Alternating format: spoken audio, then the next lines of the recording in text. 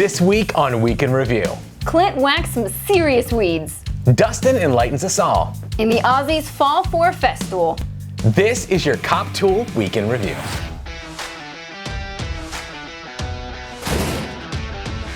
Hey guys, welcome back to Coptool. I'm Rob, alongside me is Sarah, and here are today's Power Tool headlines. The hardcore group of contractors at Toolbox Buzz are at it again this week, posting an incredibly detailed comparo. This time, they're focused on finding the best 12-volt impact driver your money can buy. These tests are just as complex and well thought out as you'd come to expect from TBB, and as always, they share all of their data and invite you to choose your own first place drill. So I choose my E19 fuel 1/4-inch impact. But that's an 18 volt. Rob said I could choose. They were doing a 12 volt comparo. To see if your favorite 12 volt made the cut, visit Toolbox Buzz on YouTube. That's a terrible battery choice for that impact. Oh, you're some battery expert now? Yeah, I took a class this week. I also learned a ton this week about the Festool HKC 55 circular saw, thanks to my buddies at Oz Tool Talk. I thought I banned them. You clearly overestimate your power. The Festool features a unique cross-cutting track that stays attached to the saw and makes any angle cut at super fast speeds. How good is this saw? Well, Mike says it's as smooth as velvet undies. I'll Google that. Okay. I just got 4 viruses on an iPad. Good, I think. Well, you can judge for yourself at Oz Tool Talk on YouTube. Speaking of learning, Dustin posted another great educational video. This week he details the difference between lumens and watts, which I thought was a pretty bright idea. You know, because I know why. Sarah loves working here. But if she ever stops, I quit. She could get a head start on a new career as a Sparky by watching Electrician U on YouTube. So you think your string trimmer's cool? No. So you think it's powerful? Still no. Well, I can promise you it's got nothing on the PowerMate 22-inch field string trimmer. And I know this because Clint from Tool Review Zone showed off over 12 minutes of weed whacking goodness featuring this powerful beast. You think I'm overhyping this thing? This is what Clint had to say. Tell you what, this thing is freaking beast mode. Clint said it's fast, easy to use, and overflowing with power. Another tool I had no idea that I needed. You can see it for yourself at Tool Review Zone on YouTube. It's been a while since Kyle from RR Buildings posted a top 10 list, so he decided to bring the format back this week, focusing on the 10 best uses of a Raptor Square, or Speed Square to the people who call it that. Mainly the folks at Swanson, as it turns out. Considering this tool is to be one of the most underappreciated, Kyle takes great care to share a ton of uses, and sure enough, the comments are full of grateful people who already claim to have watched it multiple times. You can watch it yourself at RR Building on YouTube. All of this learning today is inspiring me to get something done. Fortunately for me, it's time for actual work with Rob Robillard. Hey Rob, you were supposed to show up yesterday and help us on that deck project and you didn't show. No text, no call. What's up? I think you're confusing me with another Rob that does actual work. These are hosting hands. All right, well, let's talk about this week's tip, guys. I want to talk about SharkBite plumbing connectors. I use them in all of my remodels during the demo phase. So SharkBite plumbing connectors, if you can see that right there, it's a brass fitting that uses a push fit technology. Just fits right over the pipe like this and it seals. It works on copper, CPVC, and PEX pipe. Basically, it prevents work stoppages, saving me time and money. I don't have to solder, no clamps, no unions, no glue. So before I started using these SharkBites, I would basically have my plumber come ahead of us before the demo, and we would do a plumbing disconnect.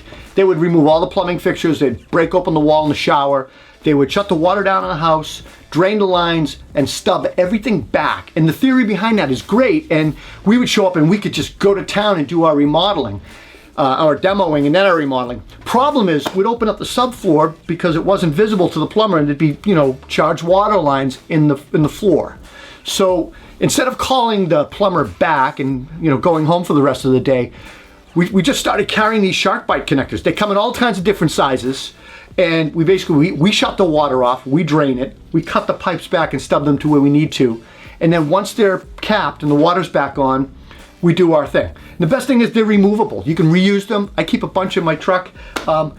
Rob, please do not even think about cutting any water lines anywhere. Just let Sarah do that. Thank you, Rob. It's time for the Coptool Make or Break.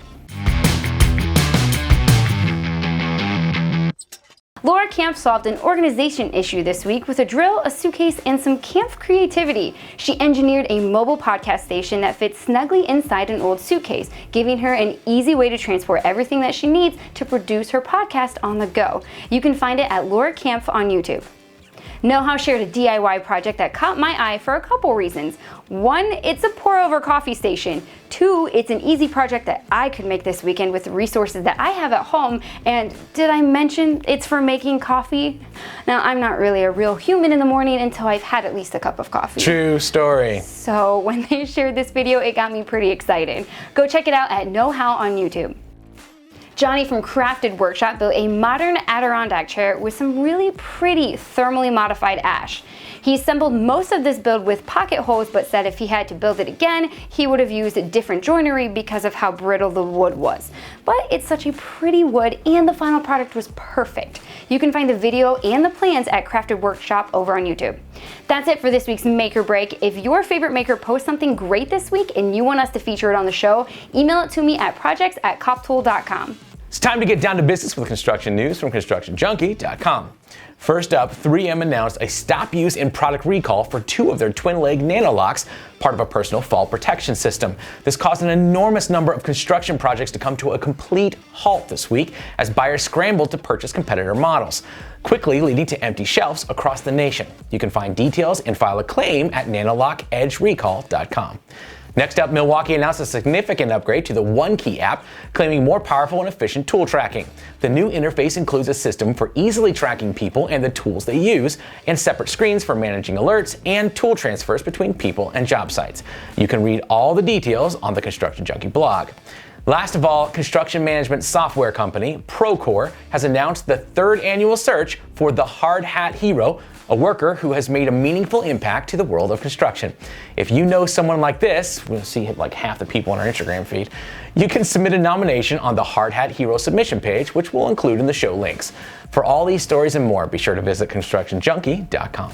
Before we go, we wanted to share a few of our favorite Instagram posts, starting with Joe, the Canadian carpenter who showed us the fastest way to cut out a window with just a hammer and his DeWalt router. Eric from Mechanical Hub gives us a sneak peek at his pack-out storage system in his new Transit.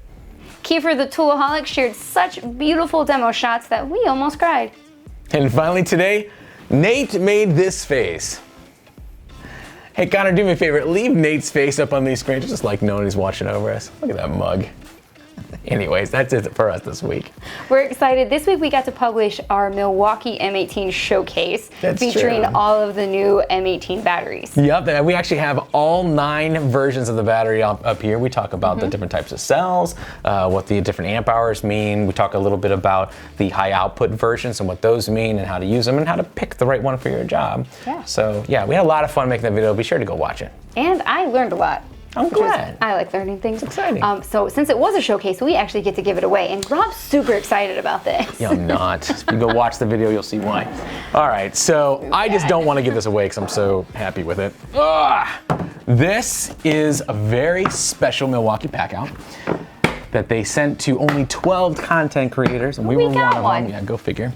And this is a custom pack-out system with the brand new supercharger in it, and then 3 new high output batteries, the 3.0, the 8.0, and the 12.0. Nice custom kit. I mean, this thing is killer. I'm so bummed. I was completely convinced I was gonna get to keep this forever. No, you don't get to keep it. It's all right. One of our fans will love it. We hope it's you guys. So how do they enter? All you need to do is go to the showcase video either on Facebook or on YouTube and let us know what crazy project would you get done using the high output batteries. Sounds good. Oh, hey, we also have another video this week. We just launched another inside look this time with the Bosch cordless Bulldog, something that Matt Lowe's, so Matt Lowe's 6-year-old has been asking for like a month, so we're very excited that that's out and hopefully he's enjoying that. We hope you guys will enjoy that too. Guys, don't forget to like and subscribe so you don't miss a thing, and thank you Ohio Power Tool for sponsoring the show.